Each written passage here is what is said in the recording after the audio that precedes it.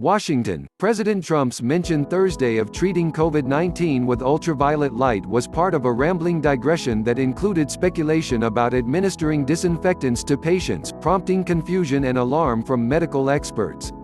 The president's invocation of pseudoscience, which he claimed on Friday had been a joke intended, sarcastically, to provoke reporters, overshadowed the news from the briefing about evidence, first reported last week by Yahoo News, that ultraviolet light does destroy the coronavirus. Researchers have shown it can be used to disinfect surfaces and kill viruses in ambient air in ways that could be used to reduce transmission in public spaces.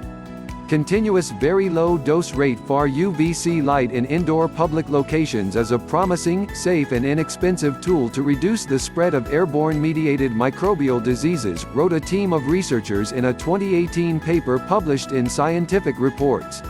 Transmission of the coronavirus is thought to be more common through particles spread through the air than by contact with hard surfaces, but scientists are still working to understand how the virus spreads. Yet if commercially available UV products were to mitigate some of the risk of contracting the coronavirus, that might help ease the transition out of a total lockdown. This approach may help limit seasonal influenza epidemics, transmission of tuberculosis, as well as major pandemics, the scientific researchers wrote in 2018. The key is advances in UV lighting technology, specifically the advent of far-UVC lamps, which operate at a wavelength of 222 nanometers, a frequency that doesn't penetrate skin or the outer layer of the human eye. Previously, disinfecting ultraviolet could not be used in public spaces because the wavelengths used, of 254 nanometers and up, can cause skin cancer and damage the eyes.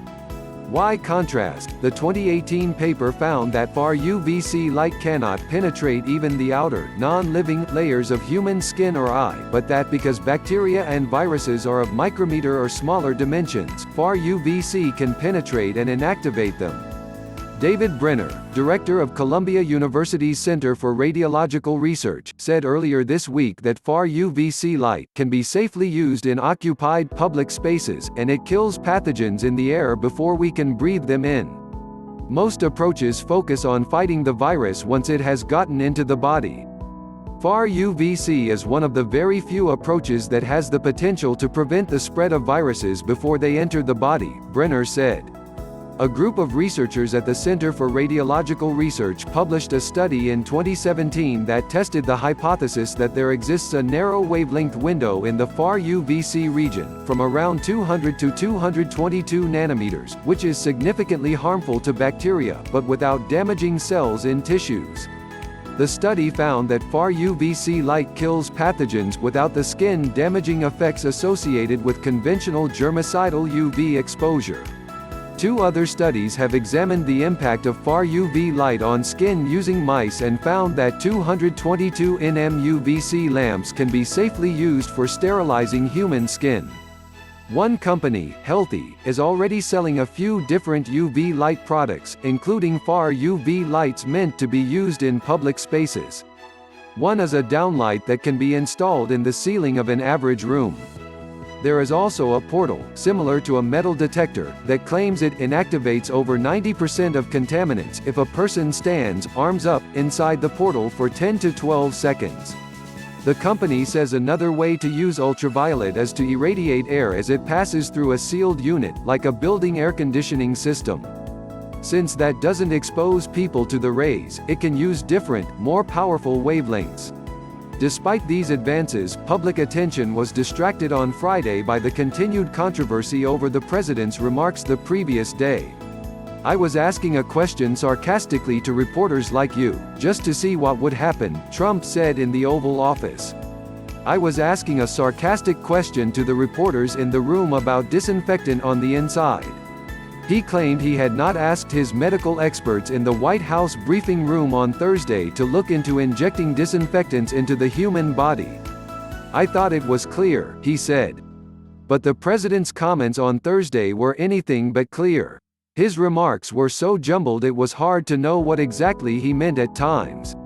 Trump spoke on Thursday just after the head of the Science and Technology Directorate at the Department of Homeland Security, Bill Bryan, had spoken to reporters about the impact of sunlight on coronavirus particles in outdoor public spaces, and had also mentioned testing bleach as a disinfectant. So, supposing we hit the body with a tremendous, whether it's ultraviolet or just very powerful light, and I think you said that that hasn't been checked, but you're going to test it. And then I said, supposing you brought the light inside the body, which you can do either through the skin or in some other way, and I think you said you're going to test that too. It sounds interesting. And then I see the disinfectant, where it knocks it out in a minute. 1 minute. And is there a way we can do something like that, by injection inside or almost a cleaning? Because you see it gets in the lungs and it does a tremendous number on the lungs, Trump said. So it would be interesting to check that. So, that you're going to have to use medical doctors with. But it sounds interesting to me. So we'll see. But the whole concept of the light, the way it kills it in 1 minute, that's pretty powerful. Later in the briefing, Trump asked Dr. Deborah Birx, a medical expert on his coronavirus task force, about the possibility of using heat or light to treat a COVID-19 infection, rather than kill the coronavirus in the environment.